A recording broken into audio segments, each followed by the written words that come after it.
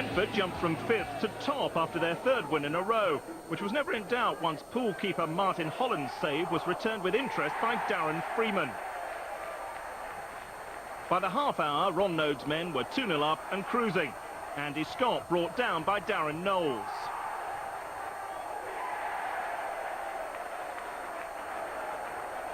Veteran midfielder Warren Aspinall converted the spot kick.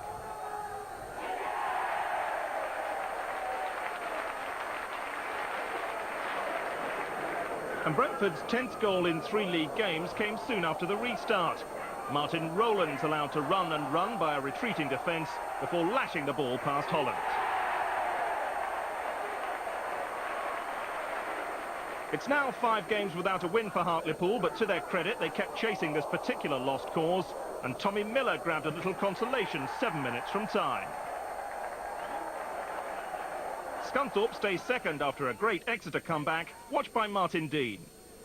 Gale rather lost that one in the sun, the ball hitting him in the end. I think he knew where it was. Calvo Garcia, it's a good ball through, and that's the first goal of the afternoon, and it's scored by Jamie Forrester. Walker will possibly look to hit it long. No, he's played it short instead. Now John Eyre crossed in towards Hope. That's 2-0.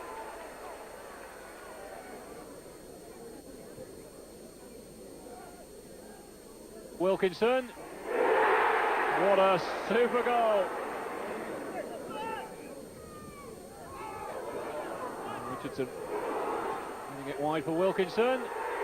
And it's gone in. Steve Black has got the equaliser. Darlington slipped below Scunthorpe after coming unstuck at Millmore. It started well enough, just 7 minutes gone when Carl Shutt rose highest to head the visitors in front. But Rotherham were level midway through the half. Paul Dillon unmarked and unable to miss from that distance. After that, 2 spot kicks clinched the points for the home side. First, Paul Hurst was brought down.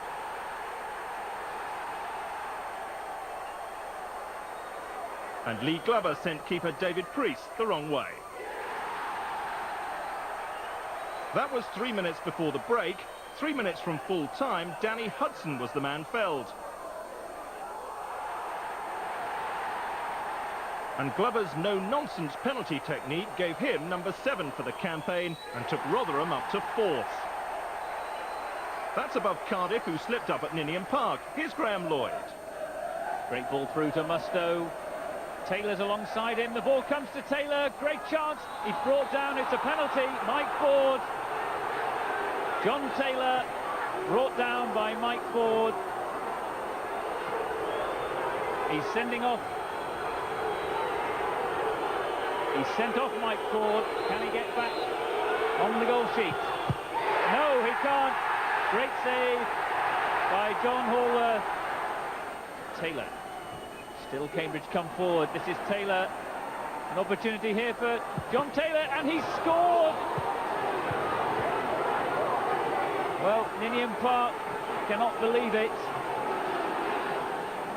Another last-minute strike cost Halifax dear on Friday night.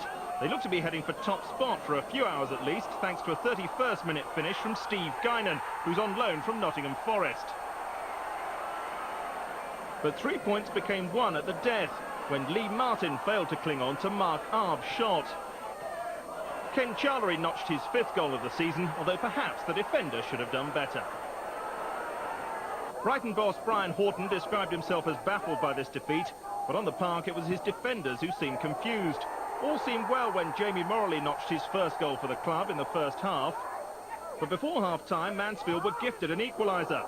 Paul Sturgis's back pass got Glenn Thomas in a tangle, and Lee Peacock took full advantage.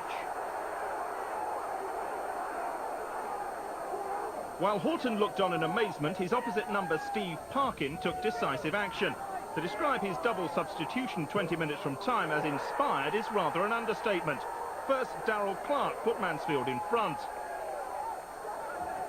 Then, as the Brighton defence hesitated again, super sub number 2, Eisden Christie, wrapped it up 3 minutes from time.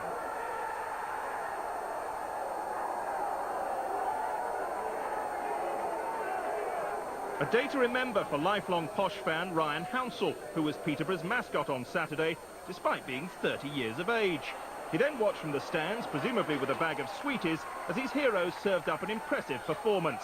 The thrashing at Darlington a week before was forgotten, as David Farrell produced something special to put them ahead.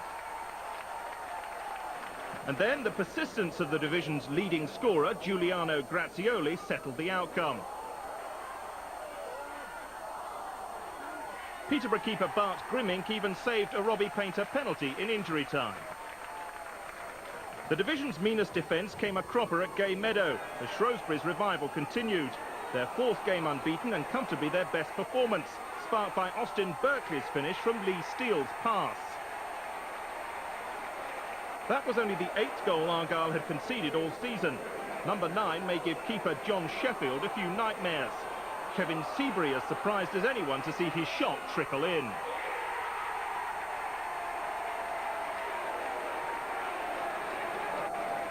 But 10 minutes later, Seabury had his own moment to forget when he turned substitute Earl Jean's shot into his own net. But Shrewsbury held on.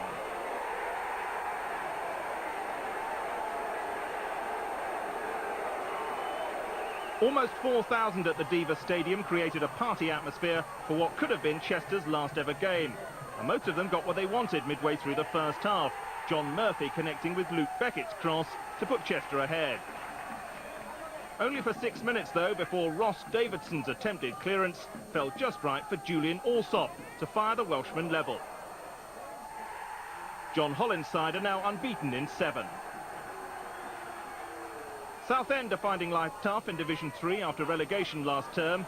It's now 5 games without a win, although they recovered well from going behind to a flowing Leyton Orient move, finished off by Alex Inglethorpe. That was after 12 minutes, and the home side weren't level until just after the break. David White, the provider. Adrian Clark, the emphatic finisher.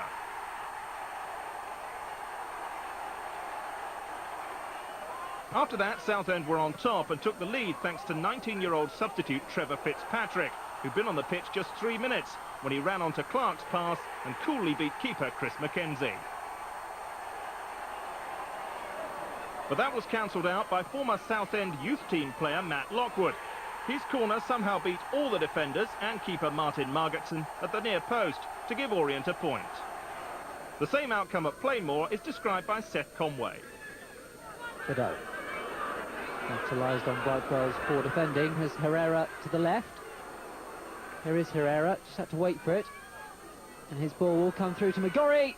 Oh, it's a smashing goal from Brian McGorry. Clark in support. So, trying to do the hard work, which he's done amazingly well. Can he find the pullback? He has! And there's the equalising goal from Steve Finney. Bowman. Header back in. And into the net. Oh, it's a sensational header. David Brightwell has headed Carlisle into a lead. Turn away from Finney. And a long ball through, headed away by Brightwell. Now McGorry to Badeau. The neat turn inside. He might find the finish. He has done. Oh, it's a smashing goal again. This time from Tony Badeau. Finally, some good news for Hull City fans. After 7 straight defeats, they stopped the rot in the East Coast derby at the McCain Stadium. Neil Mann's first goal of the season put them ahead.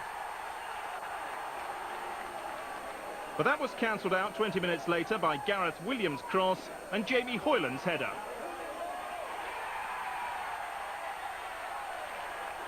Mark Haitley has had a tough time since he took charge at Boothby Park, so it was fitting that he should score the goal that gave Hull their first away win since October the 21st last year.